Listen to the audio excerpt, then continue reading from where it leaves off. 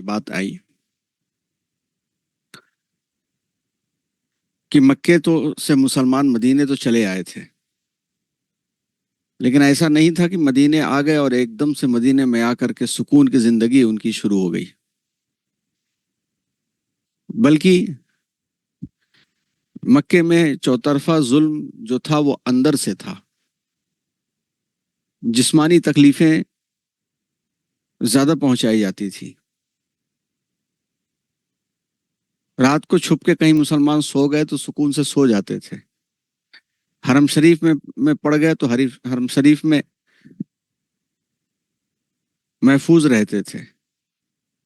لیکن جب مسلمان ہجرت کر کے مدینہ منورہ پہنچائے تو مخالفت کا یہ جو محاذ ہے اور بڑھ گیا۔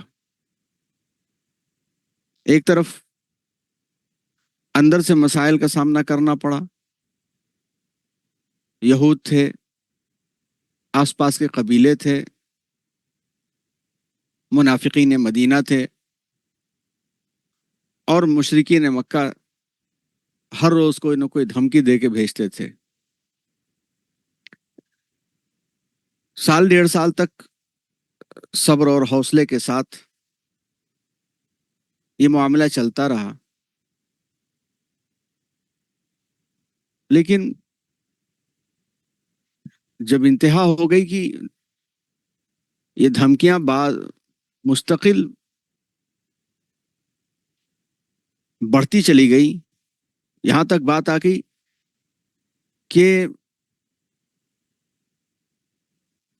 قریش کی طرف سے مدینے والوں کو باقاعدہ دھمکی بھرے خط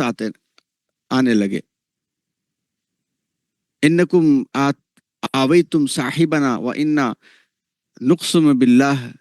لتقاتلن او تخرجن او لنصیرن الیکم باجمعین حتی نقتل مقاتلکم ونستحیح نساءکم، کہ دیکھو تم نے ہمارے ایک گئے ہوئے آدمی کو پناہ دے رکھی ہے، خدا کی قسم ہم کھاتے ہیں کہ تم کو تو ان کو قتل کر ڈالو، مار ڈالو ان کو، یا مدینہ سے نکال دو، ورنہ ہم سب مل کر کے مدینے پہ حملہ کریں گے اور تمہیں تو برباد کریں گے ہی، تمہاری عورتوں کی عزتیں بھی برباد کر دیں گے۔ جب یہ خبر حضور اکرم صلی اللہ علیہ وسلم کو پہنچی تو بہت ہی نازک اور سیریس بات تھی، اور حضور منافق کے پاس گئے، عبداللہ ابن ابی کے پاس، اور اسے کہا کہ اب کیا یہ نوبت آئے گی کہ تم اپنے بھائیوں اور اپنے بیٹوں سے لڑو گے؟ چونکہ اکثر انصار مسلمان ہو چکے تھے، اس لیے عبداللہ ابن ابی اس بات کو سمجھ گیا کہ وہ جنگ چھیڑے گا تو بہت مصیبت میں آ جائے گا، تو اپنے اس ذلیل حرکت سے وہ باز آیا، ورنہ وہ تو پورا ماحول بنانے کی فراق میں صبح شام اس نے ایک کر دیا تھا۔ اور پچھلے ہفتے یہ بات بھی آئی تھی کہ خطرہ اتنا بڑھ گیا تھا کہ مسلمان ہتھیار لگا کے سوتے تھے۔ اب ذرا ان صورتحال پر غور کیا جائے اور اپنے ذہن و دماغ میں وہ متس نکالی جائیں کہ اب اس کے بعد اگر جہاد کا حکم نہ ہوتا تو کب ہوتا۔ صاف چیز دکھ رہی ہے کہ ایک نظر بھی ہم غور کریں، ایک سوشل ویلو کے اعتبار سے بھی غور کریں، مذہبی اعتبار تو بعد میں دیکھیں، سوسائٹی کے اندر ہر شخص کو اپنی آزادی سے جینے کا حق ہے۔ ہر شخص کھانے پینے کے ساتھ ساتھ اپنا کلچر، اپنا مذہب، اپنی عبادت کرنے کی آزادی رکھتا ہے، اور پھر اس میں بھی وہ مزاج، وہ آزادی، وہ عبادت کا لمحہ جس سے کسی کو نقصان نہ پہنچ رہا ہو، جس سے کسی کو تکلیف نہ پہنچ رہی ہو، تو معاشرے کو کوئی حق نہیں پہنچتا کہ اس کو تکلیف میں مبتلا کرے۔ اور اگر معاشرہ ایسوں کے پیچھے پڑ جائے اور اتنا پڑ جائے کہ بالآخر اس کو علاقہ چھوڑنا پڑے اور وہ یہ طے کر لے کہ ٹھیک ہے بھائی تم اپنے معاشرے میں خوش رہو، اور وہ وہاں سے نکل کر کے کسی اور جگہ چلا جائے اور وہاں جا کے اپنا کام کرے، اور پھر وہاں بھی سکون سے نہ رہنے دیا جائے، اس جگہ پر بھی جا کر کے دھمکیاں دی جائیں، تو ایک سادہ مزاج انسان بھی، انسان تو کیا ایک جانور بھی جھپٹ پڑتا ہے، اور پھر یا تو وہ رہتا ہے یا یہ رہتے ہیں۔ اب اگر مسلمانوں نے مدینے آنے کے بعد ایسی صورتحال کے بعد ان کو اجازت دی گئی، اور وہ انہوں نے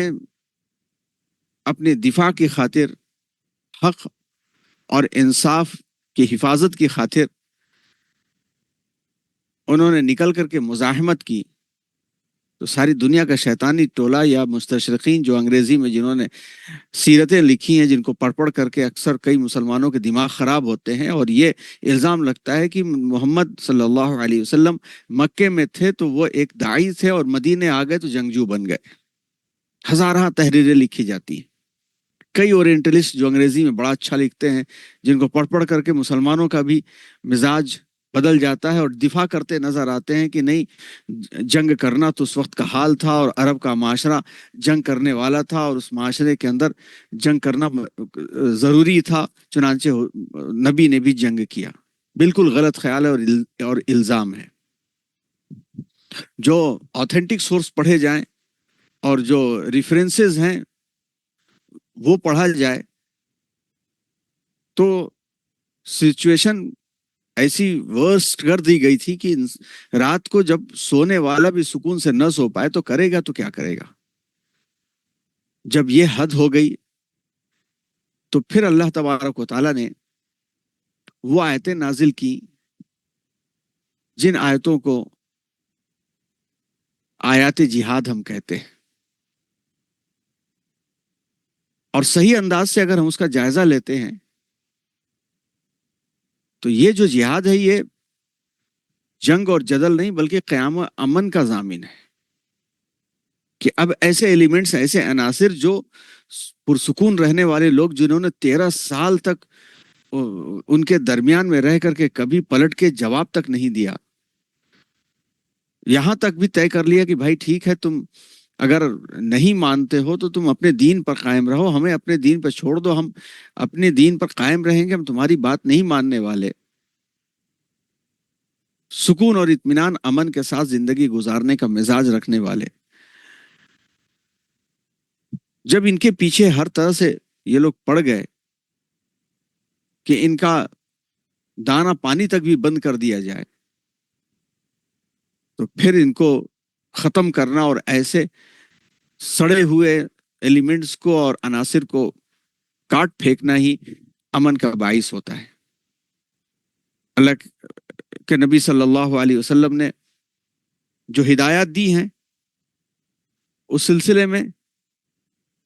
یہ بات آتی ہے کہ سن 12 صفر 2 ہجری میں یہ اجازت دی گئی۔ امام زہری رحمۃ اللہ علیہ نے زرقانی کے حوالے سے نقل کیا ہے کہ اول آیت نزلت فی الاذن بالقتال اذن للذین یقاتلون بانہم ظلموا وان اللہ علی نصرہم لقدیر، کہ پہلی آیت جو قتال کے حق کی اجازت میں نازل ہوئی وہ یہ تھی کہ اذن للذین، اجازت دے دی گئی ان لوگوں کو لڑنے کی جن کے اوپر ظلم کیا گیا، یعنی جن سے لڑائی کی جاتی ہے اب ان کو بھی لڑنے کی اجازت دی جا رہی ہے، کیونکہ ان پر ظلم کیا جا رہا ہے، اور خدا ان کی مدد پر یقیناً قادر ہے۔ اور سورہ بقرہ آیت نمبر 190 میں جو بات فرمائی گئی، جس کو ابن جریر طبری نے بیان فرمایا ہے، وَقَاتِلُوا فِي سَبِيلِ اللَّهِ الَّذِينَ يُقَاتِلُونَكُمْ، اور خدا کی راہ میں ان لوگوں سے لڑو جو تم سے لڑتے ہیں۔ اب ان آیات کی روشنی میں جو حکم اللہ تبارک و تعالیٰ کی جانب سے آیا، جس کو ہم لفظ جہاد سے تعبیر کرتے ہیں، اور چونکہ نظام پہ قبضہ، سسٹم پر قبضہ شیطان اور شیطانوں کے گروہ کا ہے، اس لیے وہ اپنی جنگوں کو تو امن کا ضامن کہیں گے، اور جنہوں نے پوری زندگی لڑ کر کے چند 100 افراد کو قتل کیا، ان کو وہ ٹیررسٹ اور دہشت گرد کہیں گے۔ بات آگے آئے گی، اور ہر کھلی آنکھ رکھنے والا ایک سادہ انسان بھی موازنہ کر سکتا ہے کہ یورپ اور اس کا ٹولہ جو مسلسل اسلام اور مسلمانوں کے خلاف لکھتا بھی ہے، عمل بھی کرتا ہے، ان کی جنگیں اور حضور اکرم صلی اللہ علیہ وسلم کی جنگوں کے درمیان میں کتنا بڑا فرق ہے۔ تو ایک بہت بڑا عنوان ہے، اس سلسلے میں کتابیں بھی لکھی گئی ہیں، اور جو ریسنٹ جو کتاب لکھی گئی ہے جہاد کیا ہے، موجودہ سینیریو میں لکھی گئی، اس میں حضرت مولانا منظور نعمانی رحمۃ اللہ علیہ، جو حضرت مولانا علی میاں صاحب رحمۃ اللہ علیہ کے زمانے کے ایک بڑے بزرگ تھے، حضرت مولانا الیاس صاحب رحمۃ اللہ علیہ کے تحت 1950 سے لے کر کے ان لوگوں کے بہت دورے ہوئے تھے دعوت و تبلیغ کے، جو حضرت مولانا یوسف صاحب رحمۃ اللہ علیہ کے ساتھ کے لوگ تھے۔ مولانا منظور نعمانی صاحب کے نواسے حضرت مولانا یحییٰ نعمانی، انہوں نے ریسنٹ ابھی کتاب لکھی ہے جہاد کیا ہے، اور اس کا انگلش میں ترجمہ ایک یوگیندر سکند، جو نور محمد سکند کے نام سے بھی جانے جاتے ہیں، انہوں نے انگلش میں ترجمہ کیا ہے کہ واٹ از جہاد۔ ایسی کتابیں پڑھنی چاہیے، تو اس سے ہمارا ذہن صاف ہوتا ہے۔ تو اس کی تلخیص سب سے پہلے ہم یہ دیکھ لیں کہ جہاد ہے کیا چیز ہے۔ جہاد عربی زبان میں جہد سے نکلا، جس کے معنی مشقت کے آتے ہیں، محنت کرنے کے آتے ہیں، جیسے اردو میں کہتے ہیں نا کہ جد و جہد۔ اس کے اصل معنی کسی بڑے مقصد کی خاطر بھرپور مشقت اٹھانا اور محنت کرنا کے آتے ہیں۔ اور فقہی اصطلاح میں اکارڈنگ ٹو شریعہ، جہاد اللہ تعالیٰ کے راستے میں اپنی طاقت اور صلاحیت کو بروئے کار لانا۔ یہ جان، مال، زبان اور دیگر ذرائع سے بھی کیا جا سکتا ہے۔ البدائع الصنائع کے حوالے سے بات کی جا رہی ہے۔ جان سے بھی اللہ کے راستے میں مشقت صرف کرنا، مال سے بھی، زبان سے بھی، یہ سب جہاد کے زمرے میں آتا ہے۔ اسلام میں جہاد کا حکم اور جنگی قوانین دنیا سے فساد کا قلاقمہ یعنی بالکل کٹ آف کرنے کے لیے ہیں۔ اسلام ہر طرح کے افراط و تفریط سے پاک ہے، نہ بہت ہی کم کرتا ہے چیزوں کو، اور نہ بہت ہی غلو اور اضافہ کرتا ہے۔ اسلام کا ہر قانون فطرت کے عین مطابق ہے۔ دفاع ہر انسان کا ذاتی حق ہے اور انسانی ضرورت بھی ہے۔ جہاد ملک کے باشندوں کی فلاح و بہبودی کا ضامن ہے، ملک کی حفاظت کے لیے۔ چنانچہ ہر ملک اپنی بارڈر سیکیورٹی رکھتا ہے، اور ہر ملک اپنے حفاظت کے معاملے میں حملہ کرنے کا حق رکھتا ہے۔ تو اسی طرح جہاد قانون الہی کی پاسداری کا نام ہے۔ جہاد کا مقصد اسلام کے نزدیک دولت اور مال کا حاصل کرنا کبھی نہیں رہا، بلکہ اس کا حاصل یہی تھا کہ دنیا میں امن و امان قائم ہو، اور مسلمان اقتدار حاصل کر کے اچھی باتیں پھیلائیں اور بری باتوں سے دنیا کو روکیں۔ جس کی تاریخ پر بات اگر چلے تو ایک عنوان الگ نکلے گا، پہلے یہ عنوان پورا ہو جائے تو پھر اسلامی فکر کی تاریخ کا عنوان اسے سے جوڑ لیا جائے گا۔ تو اس کے میں بات آ جائے گی کہ دنیا میں خلفائے راشدین کے دور سے لے کر کے مسلمانوں کے عروج کے دور تک جتنا امن و امان رہا ہے اتنا کبھی نہیں رہا ہے۔ جہاد اسلامی مملکت کی ذمہ داری ہے۔ غیر مسلموں کو مسلمان بنانے کے لیے جہاد کی اجازت نہیں ہے، جیسا کہ قرآن کریم کی سورہ بقرہ کی آیت نمبر 256 میں تصریح کی گئی کہ لا اکراہ فی الدین، کہ زبردستی تلوار سے کسی کو مسلمان بنایا جائے، یہ اسلام میں جائز نہیں اور اجازت نہیں ہے۔ اسی طرح ذاتی خواہش کے لیے بھی یہ جہاد کی اجازت نہیں ہے۔ کسی نے طے کر لیا، کسی محلے اور ٹولے نے طے کر دیا نکل کے جہاد کے لیے، یہ بھی اجازت نہیں ہے۔ اسلامی مملکت کی ذمہ داری ہے۔ منصب حاصل کرنے کے لیے، اقتدار حاصل کرنے کے لیے کوئی جہاد کا نعرہ دے دے کہ ہم مسجد بنانے جا رہے ہیں، جہاد کر رہے ہیں، اور ہم فلاں جگہ یلغار کرنے جا رہے ہیں، یہ سب ذاتی مفاد کی خاطر ہے، اور اسلام میں ہرگز اس کی اجازت نہیں ہے۔ جہاد کا شان و شوکت اور نام و نمود سے بھی کوئی تعلق نہیں ہے۔ ڈاکٹر حمید اللہ علیہ رحمہ عہد نبوی کے جنگی مہمات کا تفصیل بیان کرتے ہوئے لکھتے ہیں کہ ان مہمات یعنی جو اٹیک تھے یا ڈیفنس تھے یا جو دورے تھے، ان کا مقصد یا تو جان، مال اور دین اور نسل اور عقل کی حفاظت تھا، یا شر کو ہٹانا تھا۔ اسلام میں اسی لیے اصول بھی بیان کیے گئے کہ دشمن پر غفلت سے حملہ کرنے سے منع کیا گیا کہ جب حالات ایسے آ جائیں تو پھر ان حالات کے اندر بھی اتنی شدت کے معاملے میں کہ دشمن